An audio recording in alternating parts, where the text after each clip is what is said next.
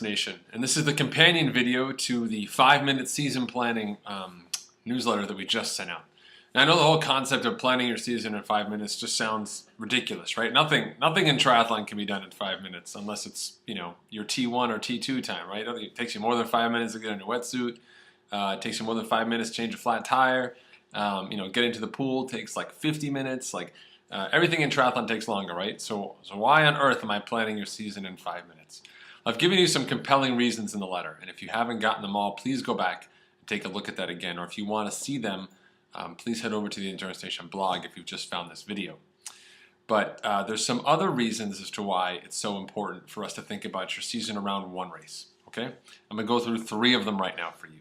First and foremost is I want to take away the importance or dependence on fitness. So much of our year, when we think about our year, when we think about the future, people make assumptions based on where they are now and where they've been and where they'll end up. They use those 2 early factors to determine where they'll end up. And more often than not, we give ourselves the benefit of the doubt. I ran an hour and 45-minute half marathon this year. Next year, I'm running one in 1:35. So we make these assumptions around future performance. And then based off of those assumptions, we do a lot of work around our training to schedule fitness. We do a lot of work all year to kind of move the fitness down, move the fitness down, move the fitness down. But at the end of the day, when you go back and look at your race, especially when you talk about an Ironman or half Ironman distance event, fitness is such a small part of the day relative to how you execute, how you fuel, how you pace yourself, and other key decisions you make on race day. So don't get me wrong, fitness is important. But what I'm here to say is that the season planning process, where you spend your year adding lots of races and doing lots of training early on to build this invincible, toolkit of fitness that you're just absolutely going to annihilate race day with, is short-sighted, because that's not the way the race works. And more often than not, putting such an emphasis on fitness across a broader period of time just leaves lots of opportunities for things to go wrong. If your entire season is built off of fitness, what do you do if you get an injury in March and your race is in July? According to your plan, it's gone. It's in the trash can because it was all based on fitness. Well, that's not the case at all, right? So we want to take away some of that emphasis on just training for fitness and getting crazy fit as we can. That's number 1. Number 2, I want to talk a little bit about the difference in psychology. There's the pre-race psychology and then there's the post-race psychology. Pre-race psychology, when we're thinking about a season planning perspective, is all about, again, crushing it, doing the best that I can, having a personal best. We want the best for ourselves out of every single scenario that we have. But the net is on race day, there's lots of different factors that can go into the end result, what we get when we cross the finish line. You could have a flat tire, you could have an accident, you could have a stomach problem, you could have the best day of your life, totally unrelated to your fitness and the work that you've done. But before the race, that pre-race psychology of goal setting and sort of that achievement-oriented structure. We love putting lots of races out there. We love being our best at all of them. And that mentality, that pre-race mentality, really, the bias of that pre-race mentality really kind of sets you back as an individual. Because me as a coach, I look at it all from a post-race perspective. What does this half Ironman get you? Okay, what does this marathon get you in terms of your overall progression and development as a triathlete?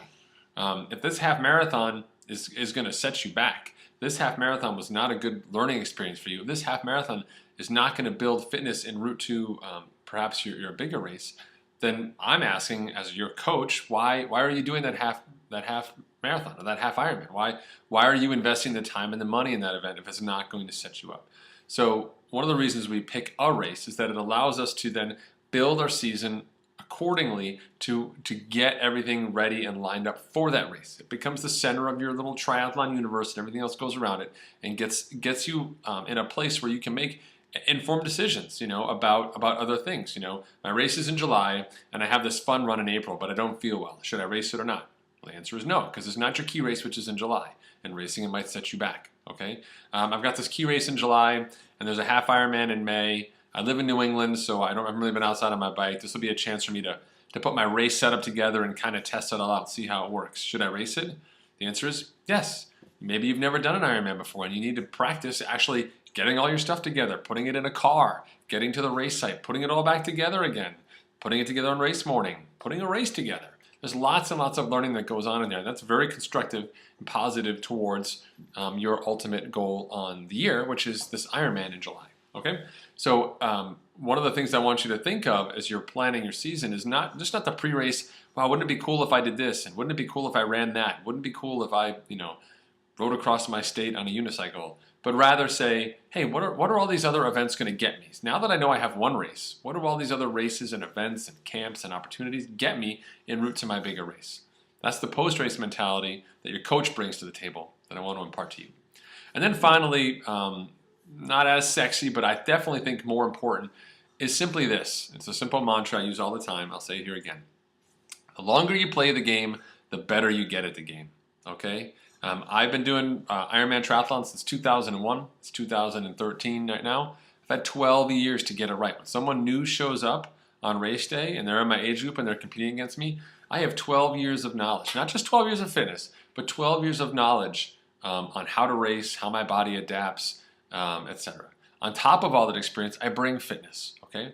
And part of selecting the right race for your year is to create conditions for your fitness to grow appropriately across your year. In that letter I mentioned different phases of training, the out-season training, the get-fast training, the race prep training, all these different elements that come together to build your fitness to a point where you can be your best on race day without having you training and thinking about a race for 9 months. One of the worst stories I ever heard from a new athlete a couple years ago was how they'd bought a training plan for Ironman Wisconsin that had them swimming 15,000 yards a week in January. She was going to be up to 30,000 by May for a September race for a back of the pack age grouper. Just crazy, the stuff that you'll find out there and the stuff that triathletes will do to themselves with the end goal of being their best on race day. So remember, your goal is to be the best that you can be. And then in the sport of triathlon, the one that we've chosen, or at least the one we're talking about today, the more you do it and the longer you do it, the better you get at it. So don't worry so much about being your best right now or being your best this year. What are the decisions you can make that's going to set you up from this year to next year to the next year in a way that keeps you healthy, makes it fun, has you staying fit, getting more experience, and ultimately putting you in a place where you're going to be a phenomenal athlete that just has a great time, really loves the sport, and also, oh, by the way, is at your peak potential level. Okay? Thanks so much for tuning in for this quick addendum to the 5-minute season planning letter that I just sent out. If you have any other questions about Endurance Nation, you can always find us online on our website at endurancestation.us. This video is part of our membership drive where you have an opportunity to sign up for our waitlist. We'll give you an invitation to join the team during a free trial. It's your last chance to join the team in the 2013 season, and we'd love to have you. Head over to endurancestation.us where you can learn more, or you can always find us on Facebook, facebook.com/Endurance Nation. Thanks so much for tuning in. This is Coach Patrick signing off. Have a great week.